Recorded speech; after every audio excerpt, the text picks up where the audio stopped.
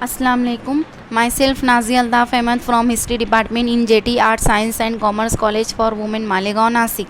In this presentation we will discuss about the consequences of First World War for TYBAG3. The title of the paper in TYBAG3 is History of the World in 1914 to 1992. The title of the unit is consequences of first world war. Dear students, पिछले presentation में हमने देखा था causes of first world war, है ना. अब इसमें हम देखेंगे consequences of first world war, यानी इसमें हम नताइज देखेंगे कि पहली आलमी जंग के क्या नताइज जो है तो मुरतब हुए, है ना.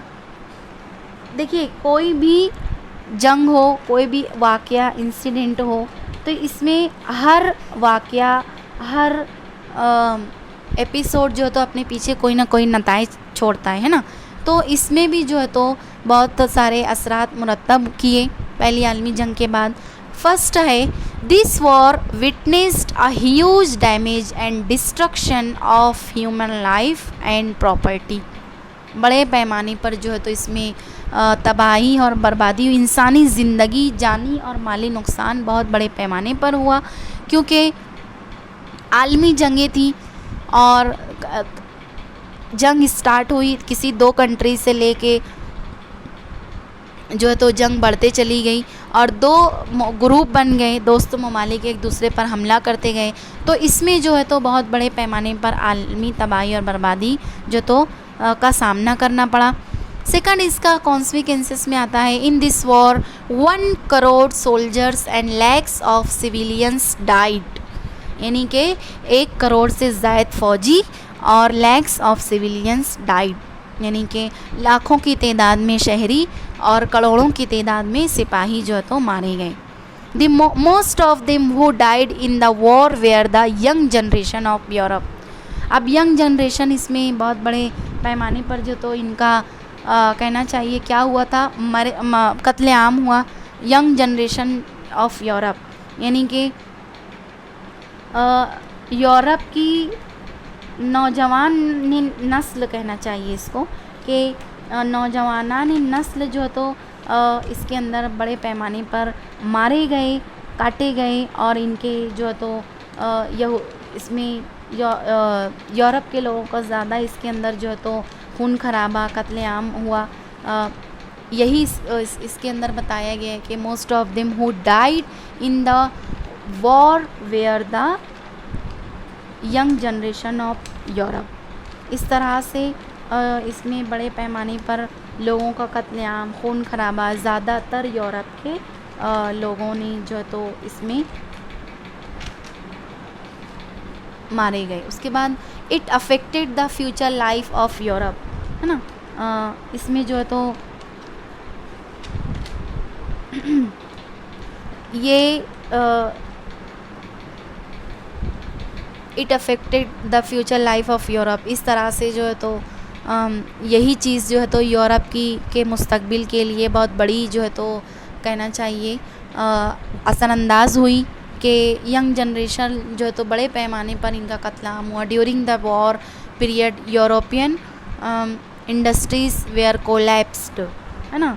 यूरोपियन इंडस्ट्रीज़ जो है तो कोलैप्स हो गई, गिर गई, और इनका कहना चाहिए कि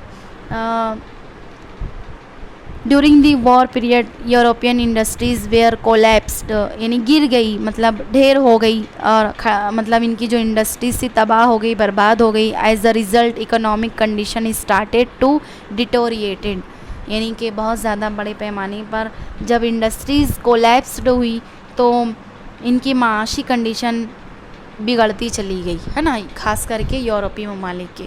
shortage of essential commodities caused growing prices, है ना. और जाहिर सी बात है कि शॉर्टेज हुआ, किल्लत होने लगी, इसेंशियल अशिया इस्तेमाल, अशिया ज़रूरिया, बुनियादी ज़रूरतों का फुकदान भी हुआ, साथ ही साथ इनकी कीमतें भी उरूज पर आ गई.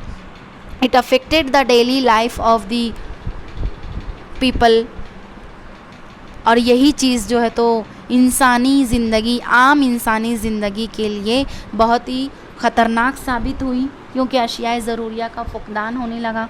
और except America and Japan all the countries faced economic crisis, है ना, कि अमेरिका और जापान को छोड़कर तमाम दुनिया के जितने ममालिक थे इकोनॉमिक माशी आलमी मंदी का शिकार हुए। और यही इसका सबसे बड़ा इम्पैक्ट था, यही इसका सबसे बड़ा कॉन्सिक्वेंसेस था। कॉन्सिक्वेंस सबसे बड़ा इसका यही था कि दुनिया माशी आलमी बहरान की जद में आ गई। और इसमें जो तो अमेरिका और जापान जो तो छोड़कर, इनको छोड़कर, अमेरिका और जापान को छोड़कर, क्योंकि ये उस वक्त के कहना चाहिए कि बहुत ही ताकतवर ममालिक उस वक्त सभी ओवरऑल देखा जाए सभी ममालिक को में इनके रेशो, इनकी शरह माशी तौर से बहुत अच्छी थी।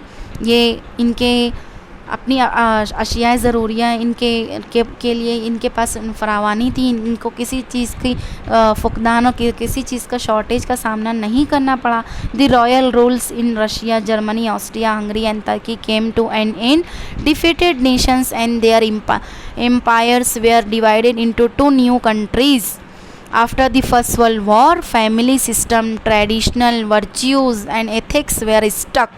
In the future, there should not be such war. For this purpose, according to the 14 points of Woodrow Wilson's, the League of Nations was set up in 1920.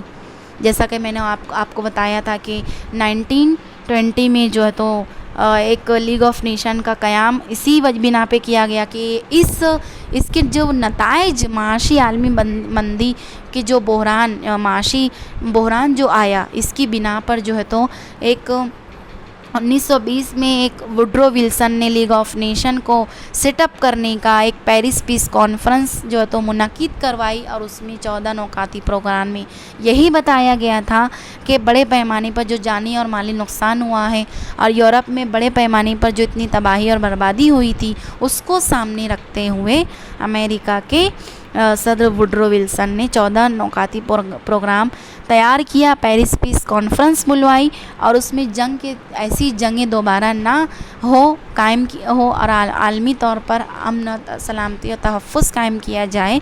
ऐसे कुछ प्लेटफॉर्म उन लोगों ने तैयार किए लीग ऑफ नेशन को क़याम करने के लिए। इंशाल्लाह we will discuss about the next lecture, next PPT।